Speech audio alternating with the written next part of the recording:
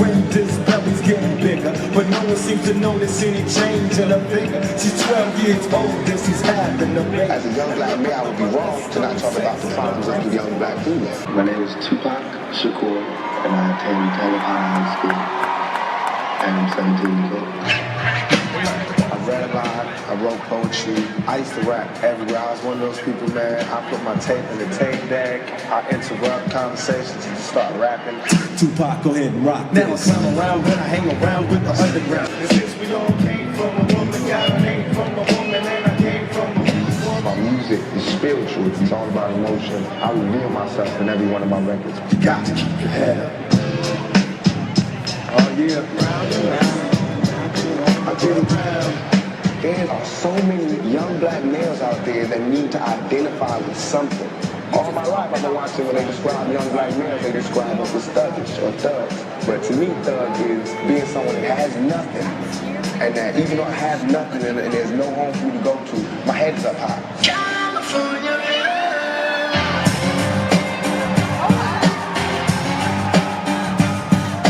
I don't want to be a role model, I just want to be real.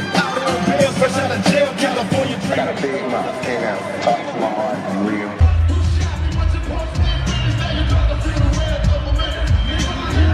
I don't feel like what I did was so evil. I just feel like the way I was living was a part of my progression to be a man. Shit. I guess change is good for any of us. Everybody changes. Everybody becomes better people. You know, we all should get that chance. How many brothers fell victim to the street? Rest in peace, young nigga. There's a heaven for you. Everything is based on the pain that I felt in my childhood. But I'm a soldier, I always survive. The only thing that can kill me is death. That's the only thing that'll ever stop me is death. And even then, my music will live forever.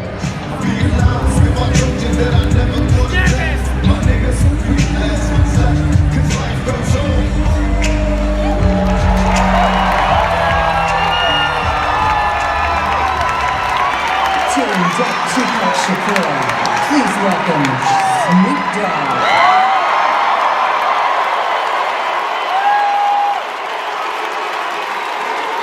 21 years ago in Las Vegas, Tupac Shakur was taken from all of us. He was only 25 years old too, damn near the same age as my oldest son. When I sat down to gather my thoughts about my label mate, my homie, and my brother, there's one thought that kept coming back to me. Tupac, the actual human being. And while many remember him now as some kind of thugged out superhero, Tupac knew he was only human. And he represented through his music like no one before. It's a fact that he never shied away from. He wore it like a badge of honor. With an unapologetic rawness, Pac embraced those contradictions that prove we ain't just a character out of someone else's storybook. To be human is to be many things at once. Strong and vulnerable, hard-headed and intellectual, courageous and afraid, loving and vengeful, revolutionary and, oh yeah, don't get it fucked up, gangster.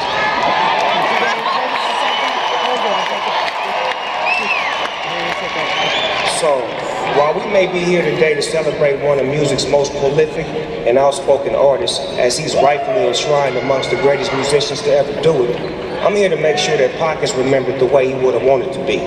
A strong black man that stood for his.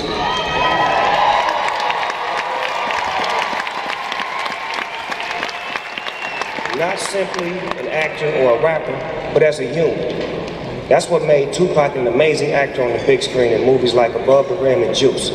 That's what made him refuse to lower his head when railing against injustice towards his people. That's what made us so engaged with everything he ever did, both before and after his death. That's what made Tupac the greatest rapper of all time.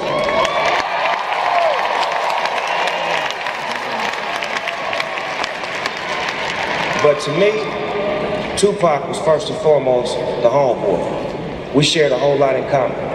In a way, our journey started together. We were both born in the same year, 1971. He released his first single track from his scorching first album, Tupacalypse Now, in late 1991. Not even a year later, I would make my debut alongside Dr. Dre on the song Deep Cover. I finally got a chance to meet Pac in 1993 at a rap party for poetic justice in LA. And on that night, Pac passed me my first blunt. Yeah. No, for real. That's right. Tupac is the one that got Snoop Dogg smoking blunts. You see, I was a zigzag man before that shit. And we became very good friends quickly thereafter.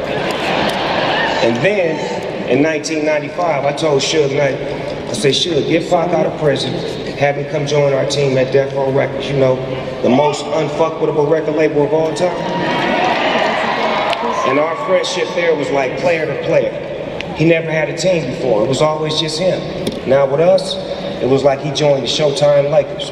Dre was the coach, Suge was the owner, and me and Pac, we were the stars on the court making history with every new song.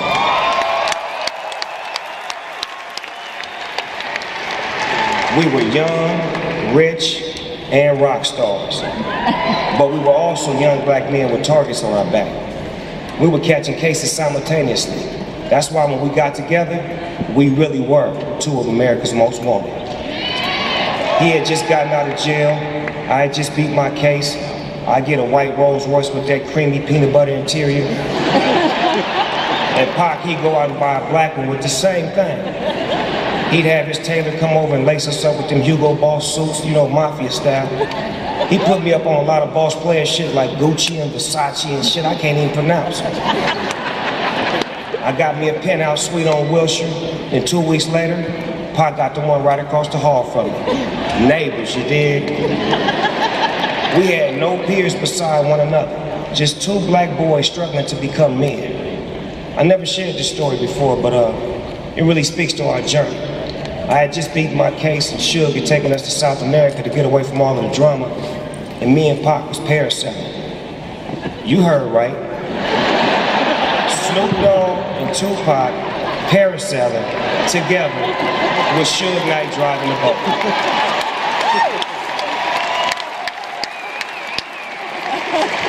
Now, you gotta remember, I had just beat my case and Pac had just got out on bail, so we'd have tried anything at this point. Does anybody know what parasailing is? Because we damn sure didn't. Me and Pac were sitting on the edge of the boat with all this gear and shit on, and all of a sudden the boat pulls away and we start floating up in the air. We scared as a motherfucker, damn near holding hands. And Suge ass kept dropping the lever and slamming us into the water like boom. I don't know what was in there. It could have been sharks, octopuses, or whatever. And I'm like, man, quit playing. It was crazy because not only did we think we were on top of the world at that time, we actually were on top of the world. Floating around in the sky. Then all of a sudden Pac would start telling me about some movie idea he had, about me being the main star. He was saying some shit I wasn't paying attention because I was like, we too high in the sky, we need to get down. I mean, the shit he was saying to me in that moment was different, though. He seen me as an actor. He saw more potential in me than I saw in myself. And it's funny because after he passed away, I started getting a lot of movie roles. And I always felt that Pac was looking out for his nigga, even after he was gone.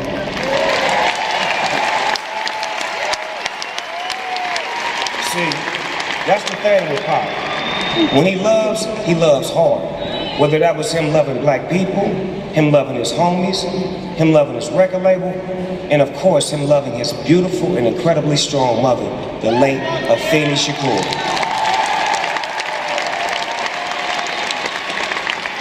Memories of Miss Shakur are embedded in my mind. Right after I heard Tupac got shot, I immediately flew to Vegas and I walked in the room and I seen him laid out on the bed with all kind of tubes and shit in him, and I was so weak I damn near fell over.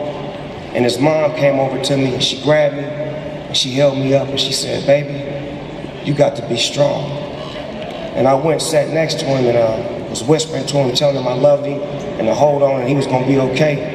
And even in that moment, his mom was thinking more about me than herself and showing me how to love strong. I mean, it was amazing that his mama was so strong and loved so hard.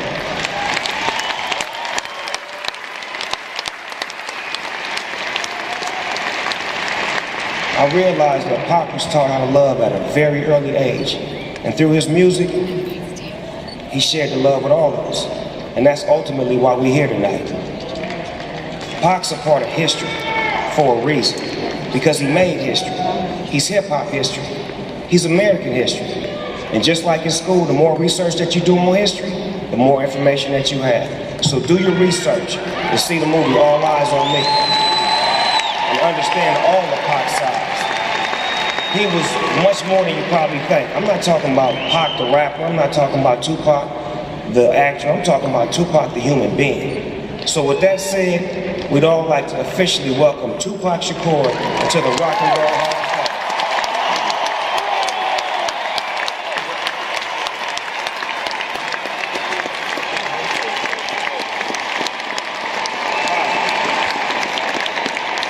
Tupac, we love you, dog.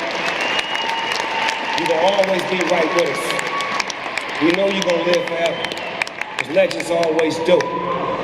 They can't take this away from you, homie. But since my brother is not here in the physical form, I'll accept this honor on his behalf. I love you, Tupac. Welcome to the Rock and Roll Hall of Fame.